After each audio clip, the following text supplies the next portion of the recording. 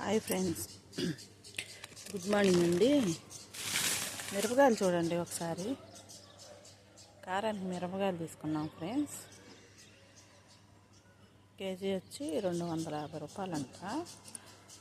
బాగున్నాయి ఫ్రెండ్స్. చేలవి తీసుకొచ్చాము ఫ్రెండ్స్. మిరపకాయలకి చాలా చక్కగా బాగుంటుందంట, ఎర్రగా ఉంటుందంట, కారం నిలవ ఉంటుందంట ఫ్రెండ్స్. ఒకసారి చూసేయండి ఫ్రెండ్స్.